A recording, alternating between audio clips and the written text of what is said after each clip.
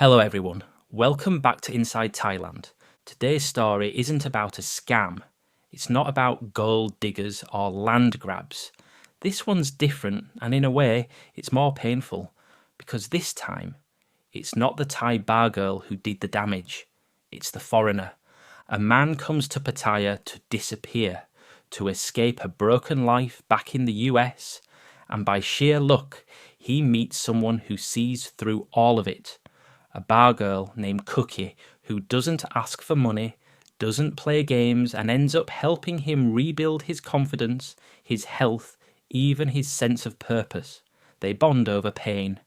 They fall into something real. And for a while, it works. But then, he makes a choice he can't take back. One night, one moment of weakness, and the whole thing unravels. This story will stay with you because it's not about getting scammed. It's about what we do to ourselves when we don't believe we're worthy of being loved. Here's David's story in his own words. Hey, I've watched a bunch of your videos. Some of them made me laugh. Some made me sick to my stomach, seeing how guys like me end up. Most just made me feel less alone. I figured I'd send you my story, not because I expect anything to come of it, but maybe someone else will watch it and not do what I did. I landed in Thailand in June of last year. Not for a holiday, not chasing girls. I wasn't trying to start a new life. I came to Pattaya to forget the one I'd already wasted. My wife had filed for divorce after 23 years of quiet war. We hadn't touched each other in 6. She said I stopped listening. I said she stopped talking. She got the house, the dog, the silverware, even the damn mattress. My son didn't even return my text when I told him I was leaving the country. That one hurt more than I'd expected. Then the layoffs came. 19 years at the same place, and one Monday morning I walked in, and there was a cardboard box with my name on it. The boss didn't even shake my hand, just looked over my shoulder like I'd already disappeared. Maybe I had. I didn't know much about Thailand. I'd never even been on a plane longer than 3 hours before that. But I googled cheap places to live alone and Pattaya popped up. That's how deep the decision went. 2 clicks and a one-way ticket. I rented a room above a tattoo shop off some street I couldn't pronounce. There were lizards outside the window and a sink that only ran cold water, but I didn't care. The heat was constant, like a hand pressing down on your chest. The kind of place where you sweat just from thinking too hard. I didn't unpack my suitcase for 3 days. I wasn't looking for fun. Didn't go to Walking Street. Didn't chase girls. I mostly walked in circles, to the 7-Eleven, to the beach, then back again. I had 1 pair of shorts I rotated. I ate rice and eggs twice a day. Sometimes I drank a beer, sometimes 2. If you'd asked me then what I wanted, I couldn't have answered. I didn't want to die. Not exactly. But I didn't want to be awake either. I just wanted the noise in my head to go quiet. And for a few weeks, it kind of did. Until I met Cookie. And everything started changing, even if I didn't notice it at first. It was a Tuesday, I think. Or maybe Thursday. The days had started blending together by then. I'd wandered farther than usual that afternoon, mostly out of boredom, maybe also because I didn't want to run into the German guy at the bar near my room who always asked personal questions like we were friends. I wasn't in the mood for banter or beer towers. I just wanted somewhere quiet. I found it by accident. A nearly empty bar tucked between a laundry shop and a guy selling fake Ray-Bans off a bedsheet. No music, no flashing lights, not even a name that I could see. Just a couple of wobbling stools, an old plastic Coca-Cola banner flapping in the humid breeze, and a table fan turning lazily behind the bar. I sat down because no one else was there, and it didn't seem like anyone would try to sell me anything. That's when I saw her. She was behind the bar, flipping over a deck of worn-out playing cards, not playing with anyone, just dealing hands to the air like she was testing her luck alone. Her hair was pulled into a lazy bun with a green scrunchie, and there was this streak of sunburn across her nose, like she'd been walking all day without meaning to. She looked tired, but not in the way most bar girls look tired.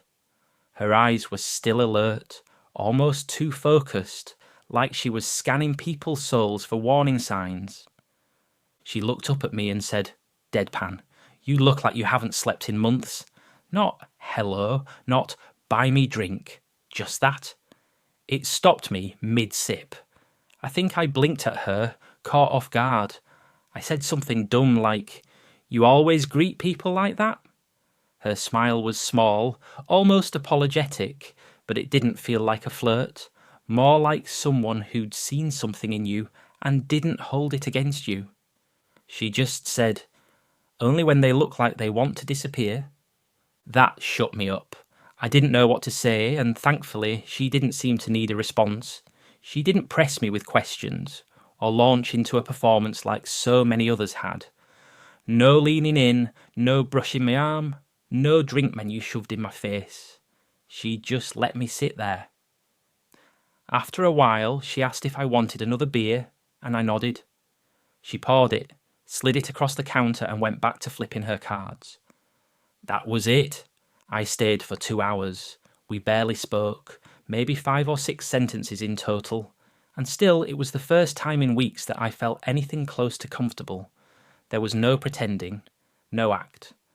Cookie didn't try to fix me, didn't try to entertain me, didn't even ask my name until the second time I came back.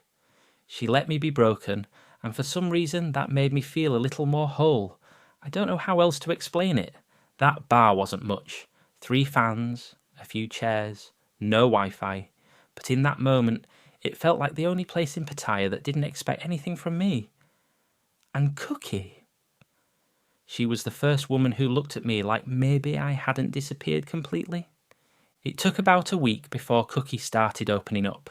Not in some big dramatic monologue, like in the movies.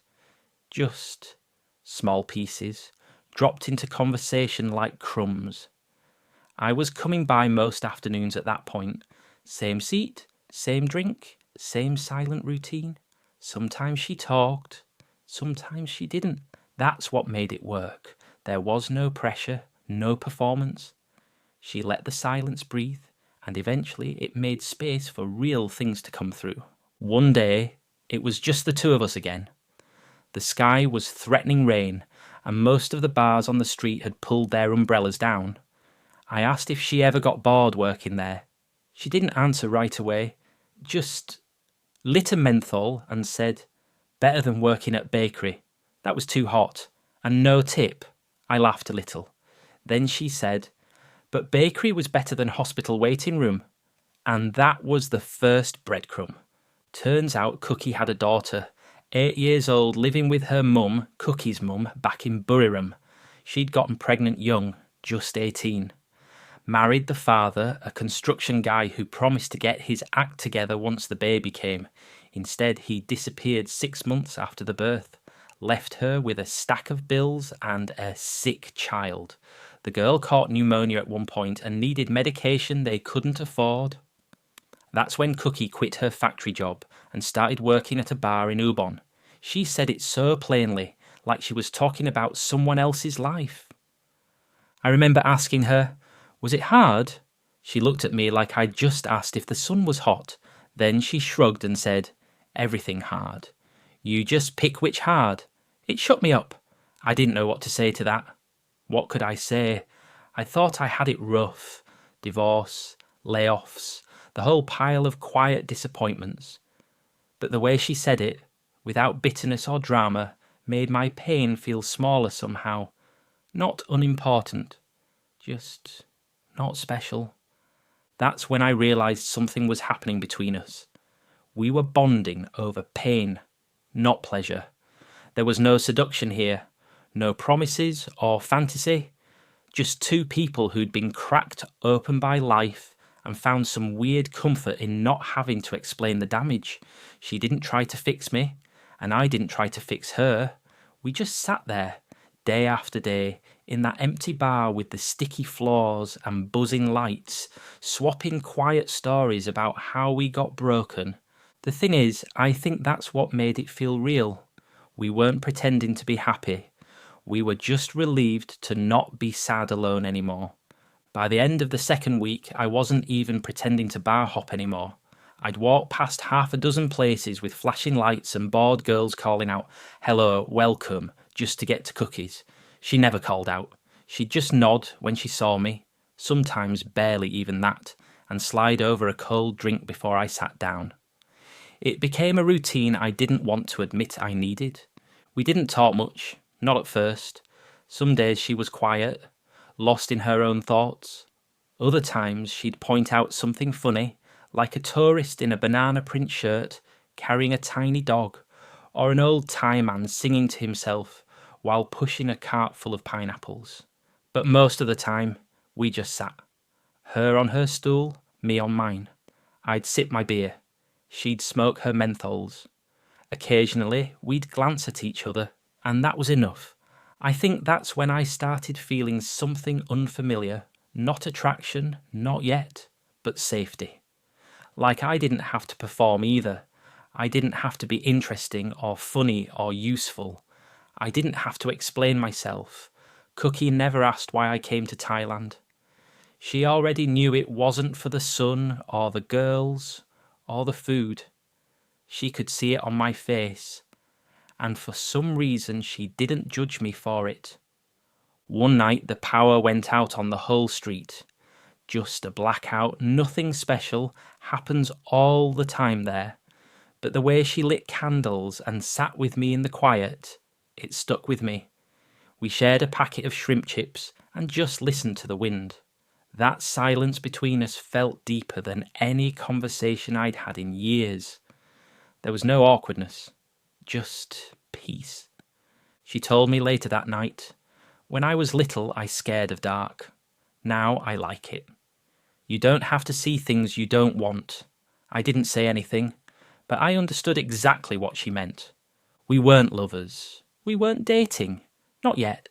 We were just two people who didn't want to be alone, but also didn't want to be exposed. And somehow that balance worked. I didn't know it yet, but I was starting to care about her. Not just because she was kind or funny or sharp, but because being near her made me feel like maybe I hadn't been erased from the world after all. Sometimes you don't need words. Sometimes just sitting next to someone who lets you exist quietly is enough to start waking up again.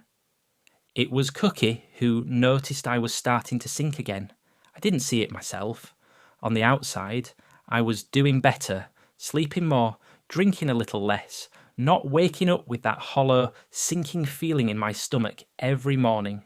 But she could tell when I was slipping back into the quiet kind of numbness, the kind that doesn't look dramatic, the kind where you just disappear slowly, inch by inch, while still breathing. One afternoon, she asked me to meet her behind the bar around 10 in the morning, way earlier than I'd ever seen her awake. I thought maybe something was wrong. I got there, and she was wearing an oversized t-shirt and jeans, hair tied back, no makeup. She didn't say much, just grabbed my wrist lightly and said, "Come, I show you something." We walked about 15 minutes to a small side street near a temple. No signs, no tourists, just locals sitting on stools, talking like they had known each other their whole lives. We stopped outside a tiny open-air kitchen with 3 older women stirring big metal pots that smelled like carrot and ginger. There were kids running around, some barefoot, some holding plastic bowls. Cookie waved to one of the women, who waved back like she'd been expecting us. She said, "They cook food for families who don't have enough during school months.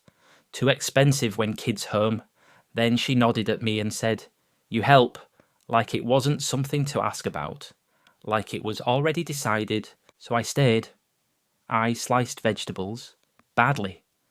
One of the older ladies corrected the way I held the knife by tapping the back of my hand with the handle. She didn't speak any English, but I understood. The kids kept staring at me like I was some strange animal that wandered in from the jungle. One of them smiled at me, this tiny gap-toothed grin, and it hit me in a way I wasn't prepared for. I realised I hadn't smiled back at a child in years. I didn't know that part of me was still alive. When we were serving dishes later, a little boy tugged at my shirt and lifted his arms for me to pick him up. I froze. I didn't know if I should. Cookie just nodded once, gentle, and I did. He rested his head on my shoulder like he did it all the time. Something inside me cracked open, something I'd kept locked so tightly from my own son that I didn't even recognise the feeling. On the walk back, I didn't talk much. I didn't trust my voice not to shake. Cookie didn't push. She just walked beside me, hands in her pockets, quiet. When we got near my room, she finally spoke. Not looking at me, just out at the street. She said, "You think you came here to disappear, but you are still here, so maybe don't waste that." She said it like a simple fact, not a lecture, not encouragement, just the truth, laid out like a plate on a table. That was the day I realised she wasn't just keeping me company. She was trying to bring me back from whatever hole I'd thrown myself into. And for a while, it worked. It's strange how things shift without you noticing. One day she's just the person who pours your beer, then she's the only one who gets your jokes. Then suddenly you're not going to sleep without hearing her voice. That's how it happened with Cookie. There was never a moment where we said, "This is something." We just started orbiting each other so closely that it became impossible to imagine the day without her in it. She began staying over sometimes, a couple nights a week at first, then more. At some point her toothbrush showed up in my bathroom, a pack of her menthols next to my old shaving kit.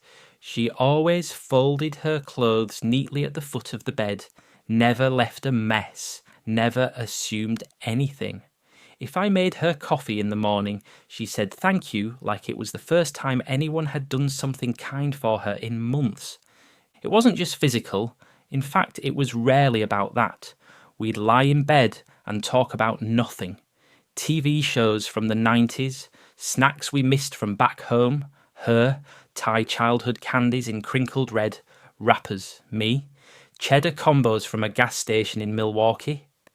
Sometimes we'd argue over what counted as a sandwich. She insisted a hot dog was one. I told her that was blasphemy. She laughed so hard she cried. And when we didn't talk, it was just calm. She'd scroll her phone, I'd read some dog-eared book I found in a used bin. No pressure, no tension. The kind of comfort that sneaks up on you after too many years of walking on eggshells. She never said she loved me. I never asked her to. But she showed it in small ways, peeling the shrimp tails off before putting them in my bowl because she knew I hated doing it, tying my shoelace once when I hurt my knee and didn't want to admit it, massaging my temples when I got one of those stress headaches that used to last all day. I remember one night in particular, we were lying there just holding each other. No TV, no fan, just the sound of the city humming outside the window. I told her, I haven't felt this safe in years. She didn't say anything back, just reached over, ran her fingers down my arm and said, "Me too." That was all I needed. We never called each other boyfriend or girlfriend.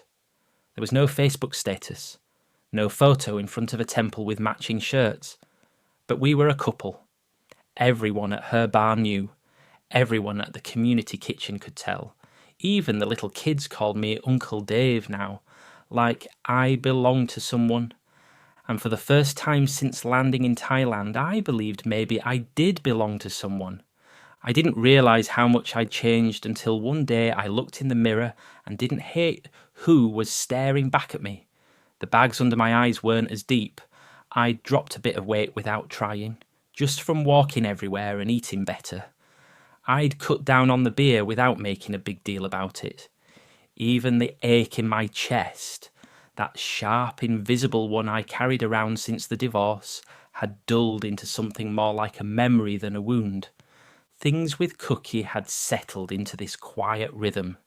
She worked the bar 4 nights a week. I volunteered at the kitchen most mornings. We met in the afternoons, sometimes at the noodle cart down the street, sometimes back in my room where we'd nap with the TV murmuring in the background. It wasn't flashy, it wasn't some great love story, but it was ours, and I started to believe maybe that was enough. We even started talking about small plans. Nothing huge, we weren't delusional, but she mentioned wanting to take me to her hometown someday, to meet her daughter.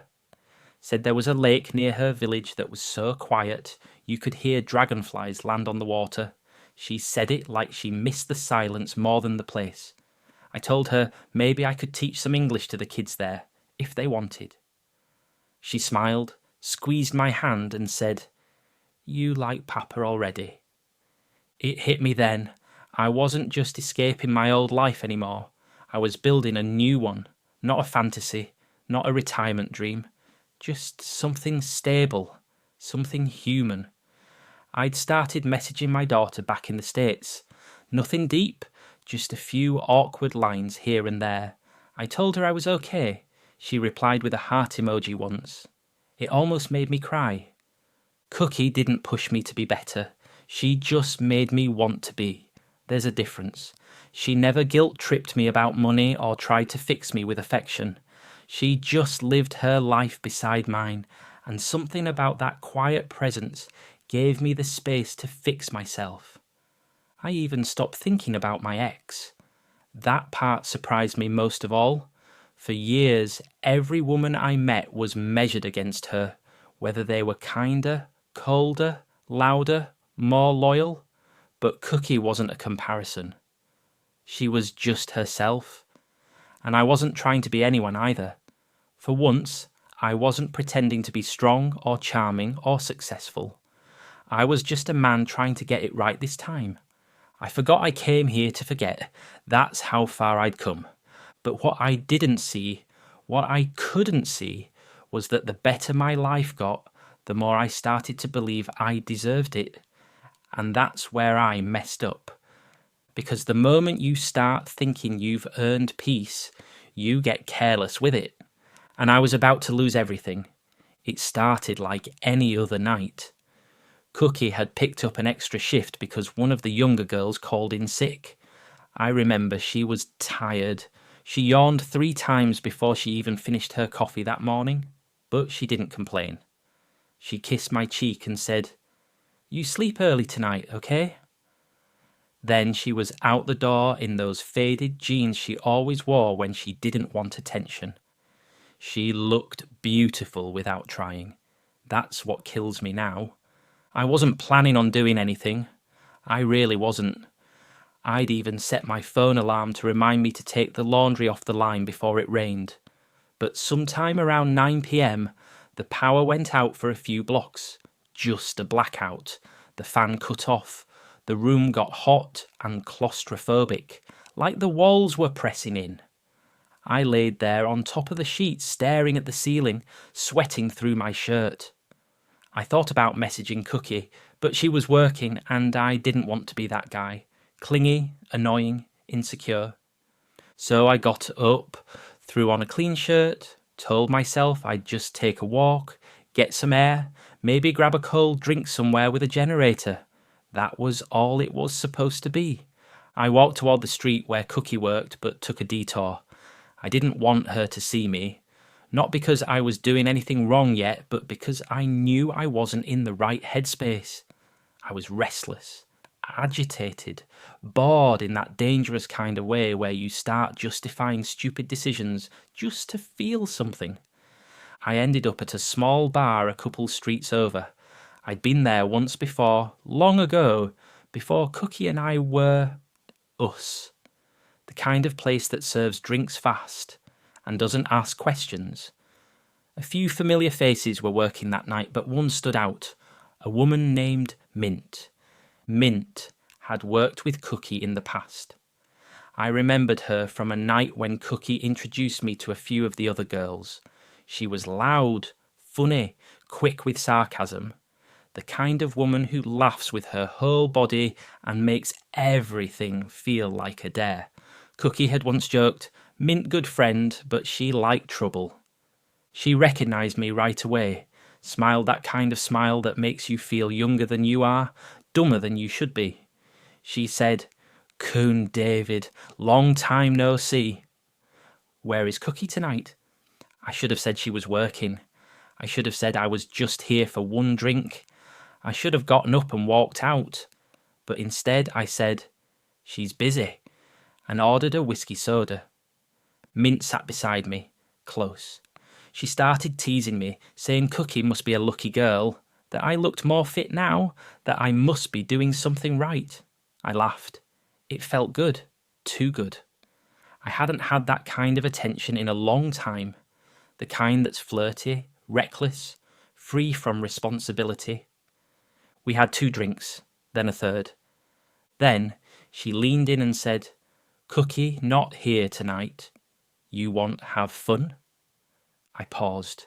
I remember that part vividly. Not because I was drunk, I wasn't, but because I knew what I was about to do. I knew it would destroy everything. And I did it anyway. We didn't even go far. Some crappy room behind the bar, fluorescent light, thin walls, the kind of place that smells like cigarette ash and cheap perfume. It wasn't romantic. It wasn't passionate. It was mechanical, shameful, silent at the end. I didn't even look her in the eye when it was over. The moment I stepped outside, I felt it hit me like a stomach punch. Guilt, heavy and real. Not the kind you can drink away or joke about later. The kind that sits in your throat like a stone and won't go down. I walked home slowly, sweating and cold at the same time. I didn't sleep. I sat on the edge of the bed all night, staring at the floor, listening for the sound of Cookie's key in the lock. She came home around 5, quiet as usual, kicked off her shoes, went to wash her face. She didn't say anything at first, just sat beside me, touched my arm and said, "You okay?" I nodded, and something in her eyes changed. She stared at me like she already knew, like she could smell the betrayal on my skin. She didn't ask. She didn't scream. She just got up, walked to the window and stood there for a long time. That silence was worse than any fight we could have had. I wanted to say something, anything, but I didn't, because I knew whatever I said wouldn't change what I'd done. And deep down, I already knew I'd lost her. I've seen women cry before. My ex-wife used to cry with her whole body, loud, shaking sobs that echoed down the hallway. She used to cry and throw plates, slam doors, say things she didn't mean just to make me feel the same pain she was feeling. And I always knew how to respond to that. Yell back, apologise, storm out, come back, repeat. But Cookie didn't cry. That was the worst part. She sat at the end of the bed, her back straight, hands folded neatly in her lap like she was waiting for a bus. Her face didn't move. She didn't scream, didn't accuse. She just looked at me, and the silence between us felt like it was pressing in from all sides. She finally spoke, and her voice was so soft I almost missed it. "You sleep with Mint?" I couldn't lie. I didn't even try. I just nodded once, slow, like maybe that would make it sting less. She didn't flinch, didn't look surprised. She just blinked a few times and then said, "Okay." That was it. Okay. I wanted her to yell. I wanted her to throw something. I needed her to react, to give me something to hold on to, even if it was anger. But she didn't. She just stood up, walked over to the small dresser and started folding her clothes into that old canvas bag she always used when she stayed overnight. No drama, no noise, just packing. I said, "Cookie, wait, please." She didn't turn around. "Let me explain," I said. She zipped the bag slowly and finally looked at me. Her eyes weren't wet, they were tired. Not from a long night of work. This was something deeper. The kind of tired that comes when someone confirms exactly what they've always feared. You don't need to explain, she said. You do what you want. You always do. I stepped toward her. It was a mistake. I was stupid. She tilted her head like she was trying to study a problem she couldn't quite solve. Then she said, I help you stand up when you had nothing. I cook for you. I fix your shirt when it's broken. I take care when you're sick. I never ask you for money, never make you feel small. And you choose this? I couldn't answer. She picked up the bag and slung it over her shoulder. It looked heavier than usual. I'm not angry, she said. I just don't want to see you now. Maybe not again. And then she walked out the door. No door slam. No dramatic last word. Just the soft shuffle of her sandals against the tile. And then silence. I sat down on the bed, her smell still on the pillow, and realised something I should have understood a long time ago. When someone doesn't cry for you, it's because they've already cried all those tears in private, long before you ever hurt them. And that kind of heartbreak, it doesn't scream, it just walks away and never looks back. The morning after she left, I sat on the edge of the bed for what must have been 3 hours, staring at my phone. I typed out messages and deleted them. I rehearsed what I'd say if she picked up. I told myself I'd be honest, that I'd take responsibility, that I'd cry if I had to. But the truth is, I wasn't trying to explain what I did. I was trying to undo it, as if the right words could make it not real.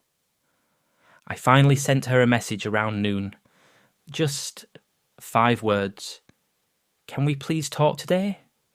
It showed read a few minutes later. No reply. I sent another. I'm sorry. I messed up. I love you. Nothing. By the end of the day, I'd left 5 messages. All read. None answered. That's when I knew it wasn't just a cooling off period. She was shutting the door, not slamming it, not locking it with hate, just closing it gently, the way you do when someone's asleep in the next room and you don't want to wake them. That quiet kind of goodbye that leaves no room for a return. I showed up at the bar that evening. She wasn't there. Mint was. She wouldn't look me in the eye. She just whispered, "She not come back," and went back to wiping down the counter like I was a ghost. I waited outside for an hour anyway, hoping maybe Cookie would appear. Maybe we could talk. I had the speech in my head about how lonely I'd felt that night, about how it didn't mean anything, about how I was scared of feeling too happy because I didn't think I deserved it. I kept thinking if I could just say it right, she'd understand. That we'd cry, maybe even yell, but eventually she'd come back. She never came. I went back to our room, still half expecting her to walk in around sunrise, tired and barefoot, hair in that messy bun she wore when she didn't care about looking cute. Instead, the room felt hollow, like the walls had stretched out to make space for her absence. The worst part wasn't what I did. The worst part was realising that I was the reason something good had ended. Not fate, not money, not some misunderstanding. Just me, my choice, my cowardice, my need to feel wanted for 5 stupid minutes. Cookie had every reason to stay angry, but she didn't. She didn't drag it out. She didn't shame me. She didn't try to punish me. She just walked away because she respected herself more than she needed me. And that's something I don't think I'll ever forgive myself for. I went back to the kitchen 2 days later. I didn't want to. Every part of me wanted to curl up in that room, drink myself into a black hole, and forget this city ever existed. But Cookie had introduced me to that place, and somehow it felt wrong to let her be the only reason I showed up. They welcomed me like always, no questions, no sideways looks. The older woman with the gold tooth clapped me on the back and handed me a sack of onions like nothing had changed. Maybe they didn't know. Or maybe they did, and they were too polite to say anything. Either way, I was grateful for the silence. I chopped onions, burned garlic, helped wash plastic plates. A few of the kids ran around my legs shouting nonsense and kicking a deflated football through puddles. But something felt still, like the volume had been turned down on everything. I used to laugh when that little boy, the one with the big ears and no front teeth, jumped on me and called me Uncle Farang. Now I just smiled weakly and pretended it didn't sting, because Cookie wasn't there, and everything felt like a photograph of a memory instead of the real thing. I used to look forward to telling her what happened each day, even stupid things, like how I spilled rice on my shirt, or how the gas stove kept cutting out. She'd always listen, grin, sometimes smack my arm and call me useless, then kiss my forehead like I was some idiot she'd decided to adopt. Now I had no one to tell. The stories died in my throat before I even made it home. After the kitchen, I'd usually stop by the fruit cart and buy mango slices to take back for her. I did it out of habit. Got halfway there before I remembered. Stood there in the middle of the road, plastic bag in hand, looking like a man who forgot where he lived. I threw them in the bin outside 7-Eleven and walked back to the room. I'd deleted her number the day before, not because I wanted to, but because I couldn't stop checking if she was online. I still had her towel on the hook in the bathroom, her hair tie on the nightstand. The kind of things you don't notice when they're there, only when you realise they haven't moved in days. I stopped going to the bar street altogether. Couldn't risk seeing Mint. Couldn't risk seeing Cookie. Couldn't risk seeing anyone who reminded me of the person I was when I was with her, because that man had been better, and now he was gone. What they don't tell you is that regret isn't loud. It doesn't scream. It doesn't punch walls or throw things. It just follows you around, sits next to you on the bed, stares out the window with you, waits at the corner when you walk past a place you used to go together. The community kitchen still feeds people. The city still moves. The world doesn't stop because you broke something precious. Only you do. I still live in Pattaya. Same room, same street, same dull hum of scooters passing by at all hours. The only difference is that now the silence feels earned. Before I came here to disappear. Now I sit in it because I know what I lost. The room hasn't changed much, but it's emptier. Cookie's things are gone. No more folded shirts at the edge of the bed. No more little notes left for me in that looping, careful handwriting she had. Don't forget water, or eat before you take medicine. Her hair tie is still on the nightstand. I don't touch it. People ask if I still volunteer. I do, but not as often. It's hard some mornings. The kids still run up to me. I smile, but it feels fake. The women still press bowls into my hands, ask me to stir something. I do it all like I'm watching someone else move my body. I go through the motions, but the heart isn't in it like it was. Like it was when Cookie used to stand outside waiting for me with a bag of fruit and that sleepy smile. I haven't seen her since the day she left. No calls, no messages. I don't know if she's in Buriram, or still in town, or moved on to another city entirely. I sometimes imagine her back with her daughter, braiding her hair, telling her stories about stupid farangs and soft hearts. Maybe she tells it as a funny story. Maybe she never tells it at all. I don't blame her. I wouldn't want to remember me either. I sit with this now, the weight of it. Not just the cheating. That was the act, sure, but it wasn't the root. The truth is, Cookie gave me something I didn't think I deserved. Care without conditions. Kindness without expectation. Love without a price tag. And when I got too close to it, too close to happiness, I reached for something familiar instead. Self-sabotage. Destruction. It's not dramatic. There was no explosion, just a soft breaking. One choice that unravelled everything good in my life. People think heartbreak is loud, but it's quiet. It shows up in the moments you remember something small, the way she always ate the last piece of mango even though she offered it to you first, or how she'd hum old Thai pop songs when she was nervous. That's where it lives now. In fragments. In habits that don't make sense anymore. If there's a lesson in all this, it's not some big revelation. It's this. Just because someone helps you heal doesn't mean you're ready to be whole. And if you're not careful, you'll break the very hand that lifted you out of the dark. Cookie didn't rescue me. She didn't fix me. She just stood beside me long enough for me to see who I could be again. And then I ruined it. Not because I didn't love her, but because I did. And I didn't believe someone like me deserved that kind of love anymore. So yeah, this is my story. Not the kind with a happy ending, but maybe one someone else can learn from. She saved me. And I undid it. That was David's story. Not every man who comes to Thailand is looking for love, and not every love story ends with betrayal from the other side. Sometimes it's the foreigner who breaks the trust.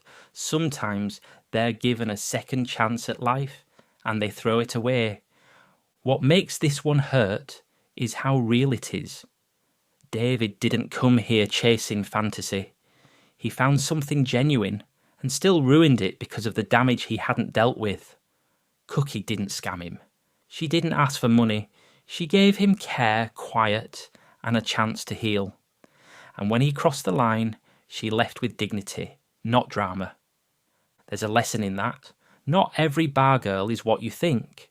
And not every man is ready for the kind of love that asks for nothing. If this story hit you, if it reminded you of something you've done, or someone you've lost, maybe it's not too late to change the ending. Thanks for watching. This is Inside Thailand. Stay sharp out there.